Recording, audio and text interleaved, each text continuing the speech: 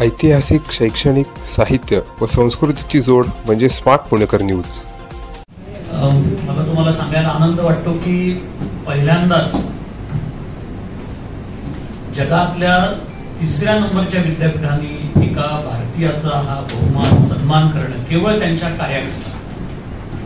त्यांनी जे शांती दूत म्हणून जे कार्य केलेलं आहे, building the peace and forming the holistic global society, spiritually oriented scientific laboratory चा त्यांचा first time in the known human history त्यांनी जो वर्ल्ड पीस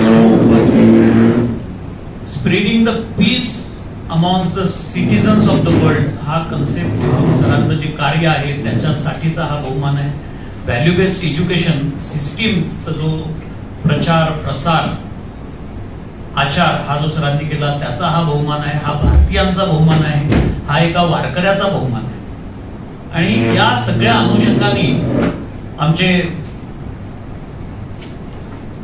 जगात विख्यात असलेले शास्त्रज्ञ माननीय श्री राजेंद्र शिंदे सर यांच्या वतीने समस्त पुणे नागरिकांना रिप्रेझेंट करून अमेरिकेत झालेला बहुमान तसाच भारतात सुद्धा या महाराष्ट्राच्या सुपुत्राचा बहुमान व्हावा या उद्देशाने राजेंद्र शिंदे सरांनी सगळ्या समस्त पुणेकर नागरिकांतर्फे हा कार्यक्रम आयोजित केलेला आहे. मी विनंती करतो की त्यांनी त्यांची भावना या ठिकाणी व्यक्त करावी.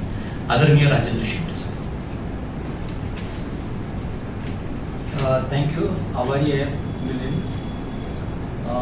अतिशय छोटा असा पत्रकारांचा समूह आहे आणि त्यांच्या समोर मला बोलायची एक संधी मिळाली आहे की हा 30 मेचा जो समारंभ आहे तो वेगळा कसा आहे.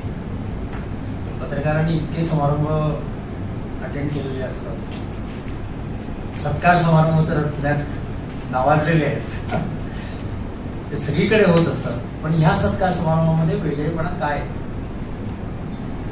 तो मला खूप जाणवलं.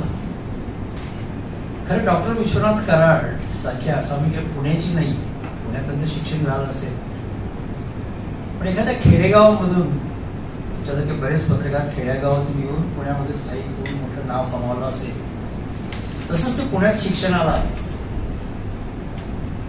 आणि शेवटी ते गुरुवर्य म्हणून परिचित झाले लोकांना पहिल्यांदा. आणि मग बऱ्याच लोकांना ते मित्र, गुरु मित्र म्हणून सुद्धा माहीत झाले. गुरुवर्य, मित्रवर्य आणि अशी एक आसामी, याला फॉरेन युनिव्हर्सिटी, तुम्ही तो बघितला समारंभ, ही डीलिट पदवी, डॉक्टरेट ऑफ लिटरेचर. तर एक सांगतो, डॉक्टर ऑफ लिटरेचर बऱ्याच जणांना मिळते, खूप जणांना मिळते, केमिस्ट्री, फिजिक्स आणि विशेषतः एज्युकेशन याच्यामध्ये पण मिळते. पण ही जी मिळालेली पदवी आहे ती एज्युकेशन अँड इंटरनॅशनल लीडरशिप, हे जे कॉम्बिनेशन आहे ना, हे पुणेकरांना अतिशय अभिमानास्पद राहणार. फक्त पुणेकर नाही, महाराष्ट्र आणि भारत, की आज आपले प्राईम मिनिस्टर मोदी साहेब की संपूर्ण इंटरनॅशनल लीडरशिपचं ते एक प्रतीक बनलेलं आहे. त्याचाच एक छोटा अवतार आपल्याला education and international leadership D Litt त्याच्यामध्ये मिळतो. माझ्या म्हणण्याप्रमाणे अशी डीलिट भारतामध्ये अजून कुणालाही मिळालेली नाही. हे नंबर 1, हे एकमेव कारण पहिलं. दुसरं कारण, आजकाल इंटरनॅशनल लीडरशिप आपल्याला पाहिजे ती फक्त समृद्धीसाठी नको आहे. आपल्याला जे काही वॉर्स चाललेली आहेत, युद्ध चाललेली आहेत, त्यासाठी पाहिजे. गाझा, इस्रायल, युक्रेन, रशिया, ही तर आपल्याला माहीत आहेच. पण आपल्या सगळ्या ह्युमॅनिटीचं निसर्गाच्या विरुद्ध पण एक युद्ध चालू आहे.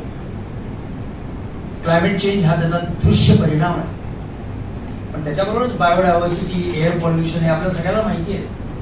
आणि हे जेव्हा इतकं ॲग्रिवेट होत चाललेलं आहे, त्यामध्ये जी इंटरनॅशनल लीडरशिप आपल्याला डॉक्टर विश्वनाथ कराडांनी जी दाखवली आहे, तीही वेगळ्या यंग युनिव्हर्सिटीला जाणवलेली आहे त्याची, आणि म्हणून त्यांनी त्यांना तिथे पाचारण केलं. So second thing is a timeliness, it's a timely degree. बऱ्याच जणांना केमिस्ट्रीची, केमिकल इंजिनिअरिंगची डिग्री मिळते, मिळते ती केव्हाही मिळू शकते, त्याला टायमिंग लागत नाही, पण हे टायमिंग अतिशय महत्वाचं आहे. हे दुसरं कारण.